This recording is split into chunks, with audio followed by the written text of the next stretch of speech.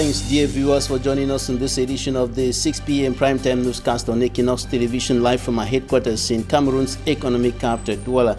In our top stories in this edition of the news, one of the lawyers defending Sisiku Ayuktabe and the other leaders of the Anglophone detained at the Kondengui maximum security prison in Yaoundé, Barrister Kouiyadze Joseph says President Paul Biya cannot solve the Anglophone crisis. He should invite the United Nations to organize a referendum, and if the people say they want to go, they should be allowed to go.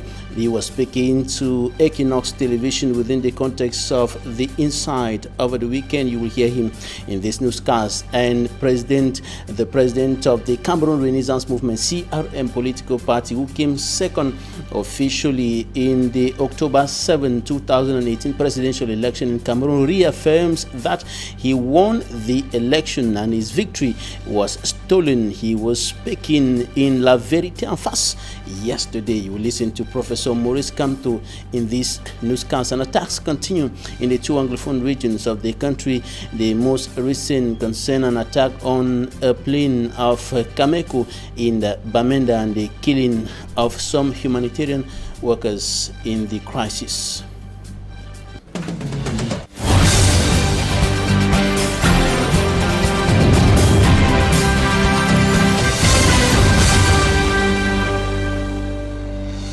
Five persons have died in a road accident in Konsamba in the Mongo Division littoral region of the country. The accident occurred over the weekend. Innocent as it has more. So far, there are 5 passengers of this interurban transport 30-seater bus, who died in the accident at Ejokmwa in Konsamba, Mongo Division of the littoral region, Sunday afternoon.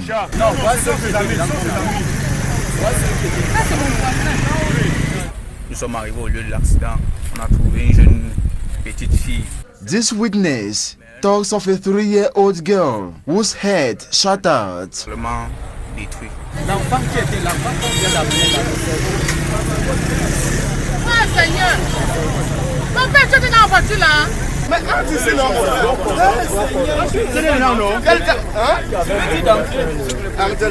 over 20 others who incurred injuries have been hospitalized at the Konsamba Regional Hospital thanks to the quick intervention of rescue soldiers.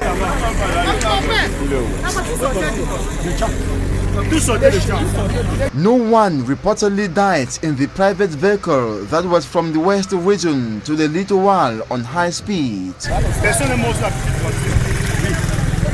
Driver of the private vehicle is reported was attempting to overtake another vehicle, but unfortunately appeared in front of the oncoming bus.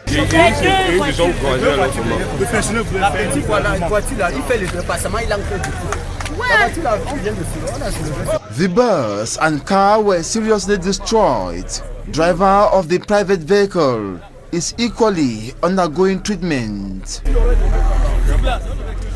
The situation continues deepening in the two Anglophone regions of the Republic of Cameroon within the context of the crisis that has been pulling on for close to 3 years today, and the recent incidents in the northwest region of the country speak volumes of the situation on the ground. And an international lawyer, Barrister Kere Muna, has qualified the gunshot attack on the Kameko Airbus in Bafut in the northwest region as an outright act of international terrorism. On the other hand, the abduction and killing of a humanitarian aid worker in the Donga Mantum division in the northwest region by armed men has equally been condemned by the Northwest Humanitarian, the United Nations humanitarian organ. And these incidents that have shown the real picture of the crisis in the northwest and southwest regions of the country. Innocent as it has more. The government has repeatedly echoed before and after the major national dialogue that the security situation in the restive Anglophone regions is under control with the heavy military deployment. Recent wind of deadly violence has been sweeping across, discrediting the seriousness of the major national dialogue. It is clear the Anglophone crisis, now an armed conflict, aggravates daily, with properties destroyed, many kidnapped, killed, with attacks on the rise. The recent attack on an aircraft of the Cameroon Airlines Corporation Sunday, December the 1st, 2019 by unknown persons in Bafut, Northwest region speaks volume. The Cameco plane, which left Douala and was about landing at the Bafut airport, had its fuselage pierced by a bullet, making landing complicated for the captain, though he finally did so smoothly without a human life lost. Barrister Akere Muna describes on Twitter the attack on the MA-60 in Bamenda as an outright act of international terrorism. He says it advances no cause, endangers innocent lives, and destroys any capital of sympathy accumulated. The legal mind regrets such an unscrupulous attack undermines efforts made day and night by Cameroonians in search for peace and justice. Another regrettable incident is the killing of a United Nations humanitarian aid worker, Pascal Ngwaye, in the restive Northwest region, abducted on November 30th.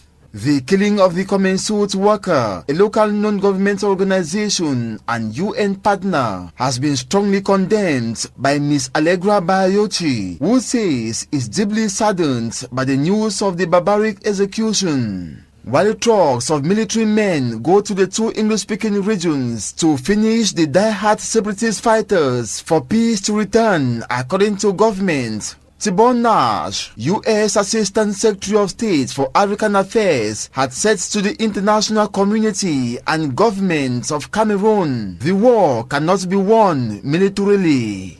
Government had promised help to separatist fighters who refused to grab the olive branch stretched by the head of state Paul Biya as he announced the major national dialogue. And a gun attack on a Cameco Airbus in Bafut in the northwest region of the country. A humanitarian worker killed and other civilians also killed, as well as internally displaced persons living in very difficult conditions, many of them living in sorrow. And one of them spoke to a reporter in the southwest region, Derek Jato, and the internally displaced persons said that she lost her husband and her son is sick and she is suffering, and she's pointing and accusing finger at the Yaoundé administration. Derek Jato reports. Yes, and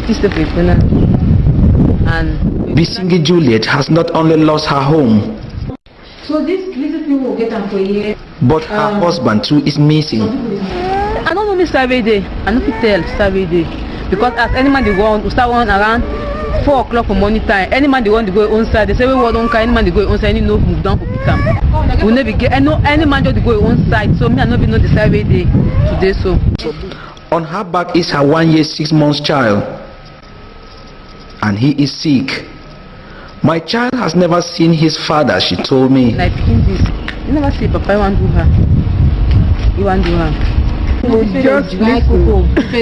And that the government ought to have nipped on the bud of this crisis when it just started in 2016.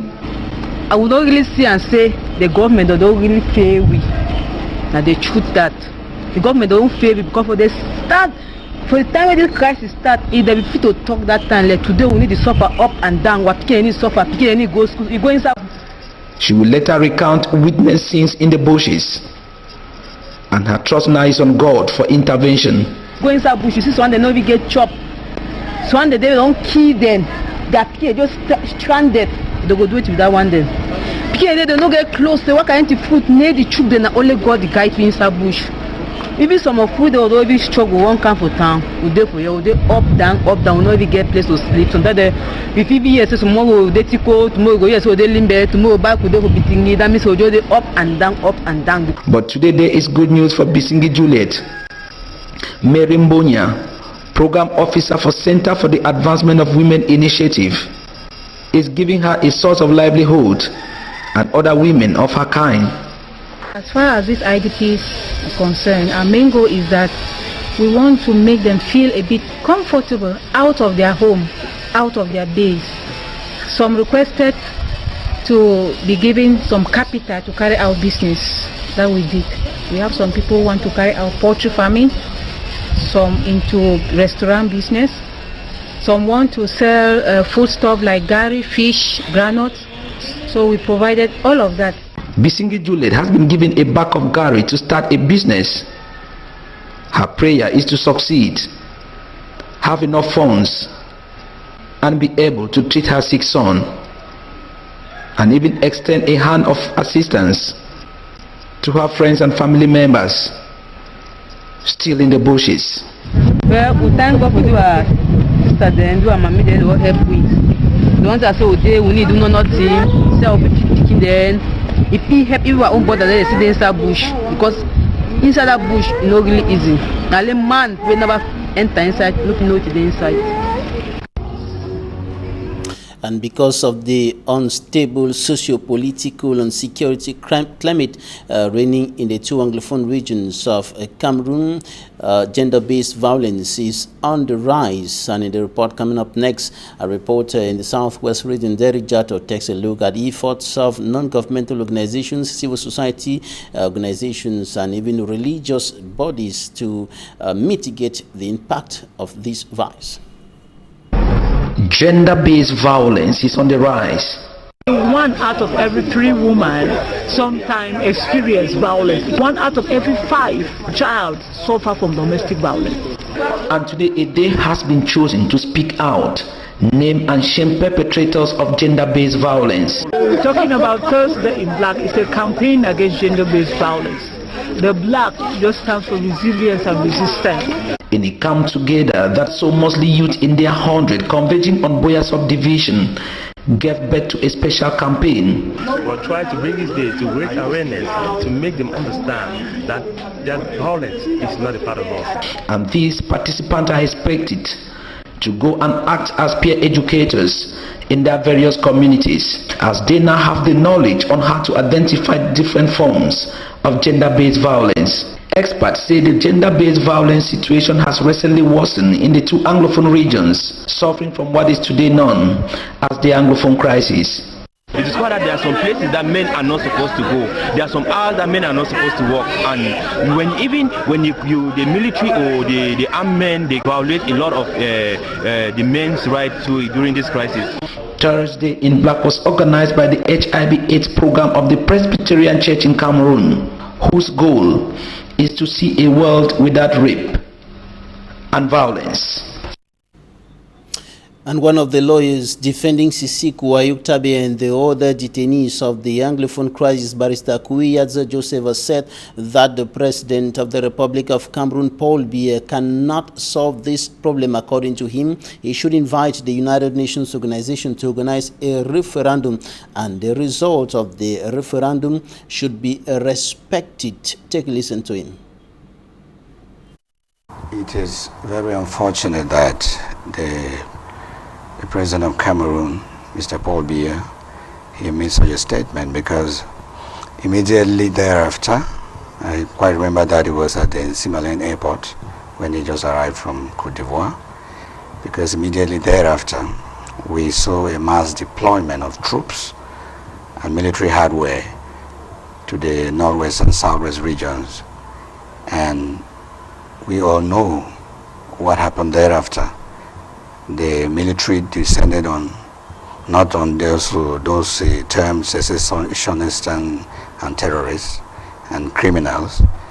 The military descended on the population, killing innocent civilians, and we saw mass exodus of civilians in the northwest and southwest regions to other parts of Cameroon and even out of the country. So it is, to say the least, is the most unfortunate thing that he ever did, and I'm sure that he must be regretting that he made such a statement, because in other words, he declared war on those he termed his brothers and sisters of the northwest and southwest regions. And 2 years on now, the question to answer is, I think he is the one to answer the question: have the criminals been tracked down? Has the war ended? And the contrary the war is getting more sophisticated and getting more difficult for him. The war is getting more difficult for his soldiers. The way things are, it is almost impossible for Mr. Biya to solve this problem. And I think that everybody is seeing that Mr. Biya can never solve this problem, because he himself recently in Paris, he said the Anglophones, they had tried to assimilate the Francophones that are in the majority, had tried to assimilate the Anglophones, and it didn't work. One. Secondly, he has sent his military that has inflicted pain on Southern Cameroonians. What he should do is to hands off by calling on the international community to please, if these people say they don't want to belong again to Cameroon, they don't trust me, come and conduct a referendum and ask them whether they still want to belong to La République du Cameroon, or they want to be on their own. If the outcome of that vote, if majority say they want to belong to La République du Cameroon, so be it. If the majority say we want to go, we want to be on our own, he should allow them go. Mr. EQUINOXE Joseph speaking there and talking about a statement the President of the Republic of Cameroon, Paul Biya, made on the 30th of November 2017 upon his return from Ivory Coast, where he took part in the 5th African Union, European Union summit. The President of the Republic said at the airport that all measures have been taken to put an end to acts of aggression such as the killing of 4 soldiers and 2 police officers in Mamfe in the southwest region of the country. He was speaking on the heels of this incident, and this statement was later interpreted as a declaration of war on the English-speaking population of the Republic of Cameroon. And Saturday, 30th November 2019, marked 2 years after the President of the Republic made that statement. And Barrister EQUINOXE Joseph was looking at the impact of that statement on the Anglophone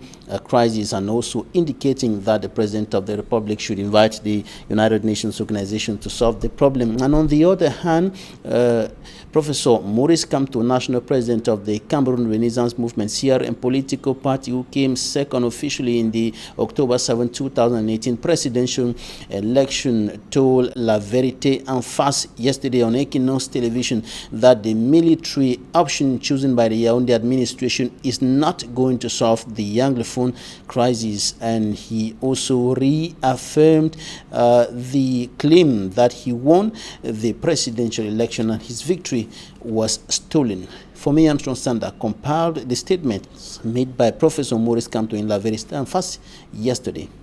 In his first televised interview after being released from prison on October 5, 2019, President Paul Biya's main challenger at the October 7, 2018 presidential election in Cameroon maintained that he won the election. I did win that election. It is exactly what I said a year ago, based on the figures that came out from the polls. And I even mentioned some localities before the Constitutional Council where we clearly won the elections. That when we come back to the reports, it shows that somebody else won the elections. But I repeat it here, in front of my fellow Cameroonians, I won the election. And the only way to know if my statement is grounded and if I won the election or not is to recount. Maintaining that the fight against electoral hold-up continues, Maurice Kamto outlined some irregularities with the electoral code and process in Cameroon. Ballot paper, single ballot paper. Secondly, to put in the law that all the reports are equally authentic, because for now they say that only the report of Elekam is authentic and can be used as evidence before the court, which is nonsense, because if your representative in a polling station receive a report with no weight, it is useless. Why should you give him a report which does not have any value? After the polling station, the report are brought to ELECAM office for 48 hours before they bring it to the local commission for the proclamation of the results. Why should the report go to ELECAM for 48 hours? Whereas every representative in the polling station has his own report. They should leave the polling station and go straight to the commission and proclaim the results. And we all know that it is during that period that they will manufacture the new results and new reports. Maurice come to think using the military to crush Anglophone separatists will only prolong antagonism between Anglophones and the Cameroonian army. Even if they overcome and they succeed in winning the war militarily against the people there, it will stand for a while, but it will burst out again after some time. It is a political matter which should be settled politically. Maybe some people have some good reasons to maintain that so-called military option for their own personal affairs or interest, or showcase or show up. But there is no need for you to showcase against your own people. If you are a military, you want to fight a war against a foreign enemy, not against your own people. The CRM national president and party officials were handcuffed like criminals, refused the opportunity to ease themselves, roughly mishandled while being transported from the city of Douala to a detention center in Yaoundé. With regards to the boycott of the 2020 municipal and legislative elections, Professor Maurice come to say more than 90% of his party supporters and sympathizers now agree with him that the decision to boycott the election was the best. Thanks, ladies and gentlemen, for staying with us. Talking Point is up next.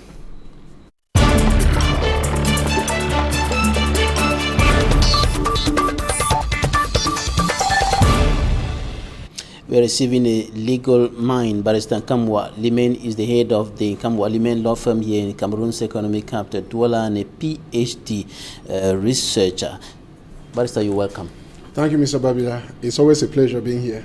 All right, Saturday, that was last Saturday, 30th November 2019, marked 2 years after the head of state declared that all measures had been taken to put an end to atrocities, acts of aggression in the northwest and southwest regions of the country. And he was speaking upon his return from Ivory Coast, and after the killing of 4 soldiers and 2 police officers in Mafi in the southwest region of the country, and 2 years have elapsed. What do you think about that statement, the impact of the statement, and the measures that government has taken so far to put an end to the atrocities? Well, Mr. Babila, you see, it is very obvious that the statement is not true, because it will appear it is aggravated the situation, because it's kind of declaration of war. And you agree with me that the situation back there is extremely bad and is getting bad. It's getting worse with time. And I think the president should review those statements and maybe look for another option to solve this Anglophone crisis. Barrister Akuyaza Joseph, speaking in the Insight, said it was a serious mistake that the head of state made. Yes, and I think he himself knows that it's a mistake he did. And you see, what is bad is that he has not realized that he could turn around from his mistake. It is never wrong. It is not a bad thing to discover that you made a mistake and you come back to right senses. You see, so I think my colleague is perfectly correct in his declarations. And the president, I always say that he should be honest enough to realize that he made a serious mistake, and it has led to the spilling of so much blood in the Anglophone region.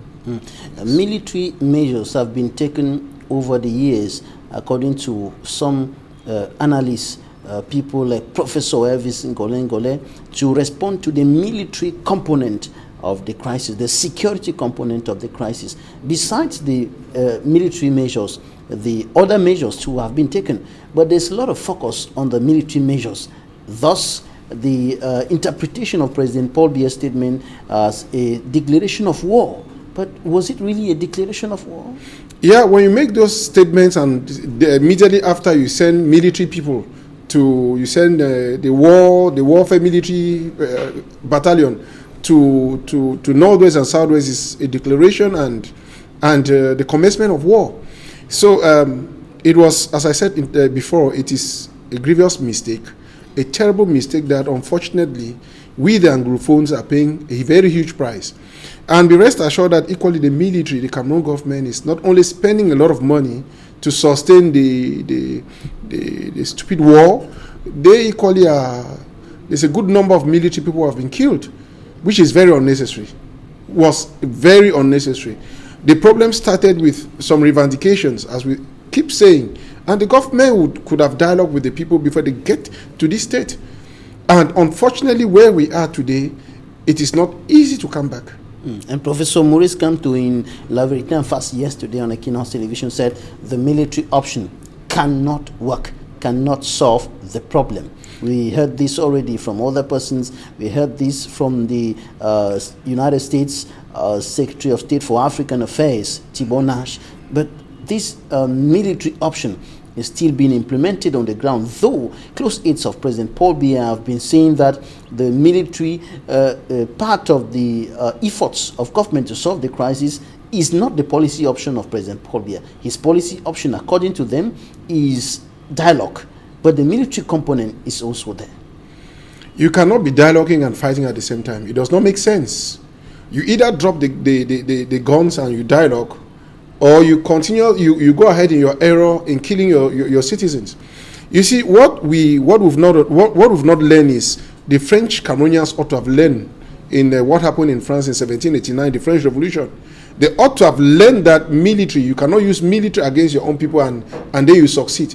Unfortunately, Cameroon military, I don't want to put it in very hard words, but they seem not to appreciate the situation properly, because if you see what happened in France, Louis sent the military to kill, and they went and fraternized and instead turned back against him. So it is time the military should equally know that you don't just go to kill, they are killing their own brothers.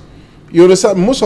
If you send a Beti military man to the Northwest, he's married to, or his family is linked somehow to Anglophones.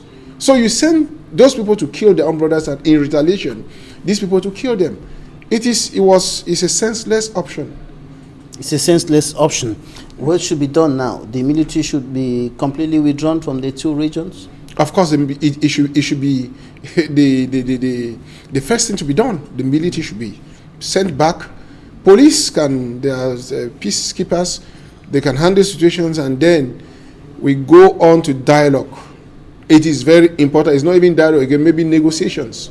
Because so some are talking of a negotiated settlement. Yes, that's what should happen. Because you see, the Anglophones came into this union freely, right? And so we should stay in it freely, and whenever they choose, if the majority choose to move away, they should go without being killed. They didn't kill us, they didn't force us to come into it. It's true that it is rumored that there were some tricks that were played, first of all, for us to be part of this system. But if we are uncomfortable, and we say we are uncomfortable, and they think war, killing our subjects was the best option, it has proven that they made an error.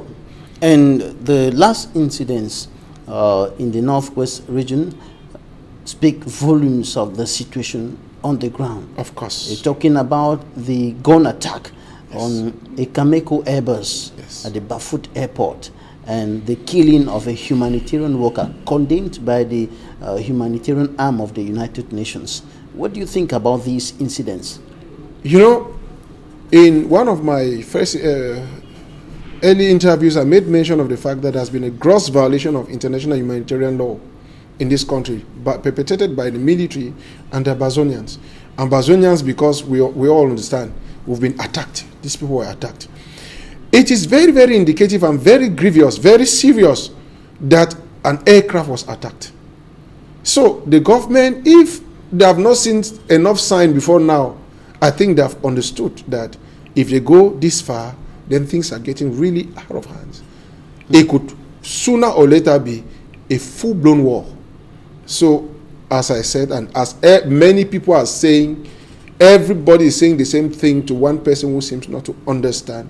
Stop this bloody war. Stop this senseless war. You cannot be using your military against your own citizens. Except he wants to tell us that Anglophone regions don't belong to Cameroon. I don't think that should be the case in any way when we listen to the words of the authorities who keep on telling us every day that Cameroon is one and indivisible. But the actions, some critics, some politicians, some civil society leaders, some legal minds like you seem to be showing the contrary of those statements. Look, let me tell you something. We lack a lot of honesty in this country. Who are those people to say making those statements? There are people who are benefiting from the union. You will not expect a minister to come here and tell you the contrary. Those who profit from the system will want to protect the system because it gives them bread. Go to the ordinary man, go to the middle class and ask. They will tell you the truth. If you call, I bet you, if you call the names of, if you identify all those who are saying, you will discover that they are the ministers. They have their big positions, and they think about their wealth and really don't care about the suffering population. But Mr. Akuyadze Joseph thinks that President Paul Biya cannot solve this problem. Yes, I think he will not only be able to solve it because the very first thing is pride. The very first is pride. And the second is that, to be honest with you, the Anglophones don't trust him anymore. Let us be I don't want to generalize it that Cameroonians don't trust him, but Anglophones don't trust this government anymore. And to make it worse, you see that... Why did they not trust him? He has been declaring his good faith, his determination, his will to solve this problem, to put an end to all the atrocities. These type of problems are not solved by statements. They are solved with actions. What action to you? Has there been any action that has been done to solve the Anglophone crisis? None has been done. You see, ministers go with money that you cannot even account. Who gave them the money to divide on the field? How much have they divided? How much? You see, they go on account. They take money, state money, and divide to people claiming that they are trying to solve their problem because they have been chased out from the region. No, they are not solving any problem. Ministers sharing money. But is it strange to you that the Minister of Territorial Administration goes around giving, give mattresses, give blankets, give money, and give? Is it strange to you? But that's within the context of the close to 13 billion francs year, the humanitarian aid plan of government. Do you know something? I think that a committee would have been put in place to manage that than an individual. When you take the money from your pocket, you give people, take and give people. Which account? How is it accountable? And who are those who are receiving the benefits? Has it not been reported that some of these people who benefited from this are not even Anglophones? And is that even a solution to stop the crisis? It's not a solution to stop the crisis. It's a means to keep the people comfortable where they are than solving the problem. The real solution to the problem is to make those people go back to their regions. And the only way of doing that is to create the environment. If the environment is not conducive, the people will stay out. And then you take money that would have been used for another thing, you go and divide, give them mattress, give them rice, give them oil. How does that solve the Anglophone problems? President Paul Biya is the head of state, and he is responsible for the citizens under his control, and he has been taking some actions here and there, some measures here and there, talking and so on to solve the crisis. But you are saying that he cannot solve this crisis. Are you joining the CPP to say that he should quit, he should leave the Unity Palace for some other person to come in and solve this problem? That is even overdue. He ought to have left. Any person who is realistic would have discovered that in the present context, he would have given up. He would have, or create a body that would take care of the Anglophone crisis. We had a national dialogue. What came out from it? Nothing has come out from it. Rather, some few days after, or weeks after, they appointed DOs and senior divisional officers in the area where you think, where there are proposals that we should make them autonomous. So it's overdue. It's overdue. Barrister, what's your take on a United Nations organize a referendum to solve the Anglophone crisis? It is laudable. It is what should be done, because it is through a referendum that we got into this relationship. Am I correct? Right. Good. And so if it's not working, they should ask the Anglophones what they want. Mr. Babila, there is no way out. Let us not pretend. You cannot use military against your own people, and military cannot solve problems where people think that their rights have been trampled upon, and they have the will, they have the desire to change the system. Military will not do it. Military will not do it. So keep spending your money, keep shedding blood, keep making promises, keep turning around, keep dividing mattresses, money everywhere. It's not going to solve the Anglophone crisis. And believe me, Mr. Babila, it is extremely frustrating. Now, something else. Professor Maurice Kamto maintains that he won the October 7, 2018 presidential election. Yes. He maintains that his victory was stolen, and that is why he continues to fight against what the CRM party has called an electoral hold-up and other irregularities in the electoral system of Cameroon. We are about more than a year now after the presidential election, and Professor Maurice Kamto continues clamoring for his victory. What do you think about this? You know, Professor Maurice Kamto is a very intelligent person. He's a very smart lawyer, and if he's consistent, if he's very consistent in his claims, then I think he's founded. Me personally, I voted Maurice Kamto, and to me, he's my president. He's your president. It's my candidate. It's my president. It's my champion. But the president of the republic is Paul. I said my president. I didn't say the republic. I said my president. Okay, your president. It's my president. Okay. Now, talking about this struggle to make sure that some wrongs are made right as far as the elections are concerned, and his announced boycott of the municipal and legislative elections, and all of that, which most of his actions are qualified as illegal by the administration. Do you think that he's on the track to change this country? Look, I am very happy that I had the opportunity yesterday to clear some of these doubts. You know, to understand Maurice Kamto, you must be honest. If you are not honest, you will not understand him, or you pretend not to see the truth. Look, what he did is the best thing that any person with good intention or good intent would do in this country. You know, some people came and said he went in for presidential elections and now he's struggling to stop others from. He answered the question yesterday very convincingly, and that is it. I honestly had prayed that they should not even go for elections. I'd prayed. Everybody, we all have political aspirations. We all maybe want to be parliamentarians, senators, ministers, but under which context? I think he is founded in what he did. And let me draw your attention to something. That party has a spirit, and those who run into that party thinking that it is a party to go and maybe have positions, I think by now they discover that they made a mistake. MREC is for people who are devoted, people who have a Cameroon in mind, people who think that the context can change. That is the vision of that party, and not scrambling for one position or the other. No, as Maurice Kamto rightly said yesterday, it is an election of proximity, close to the grassroots. So if you go and you cannot solve their problems, it is of no momentum. And you know that the fact that he did not go, he withdrew from elections, be rest assured that they might postpone the date of election.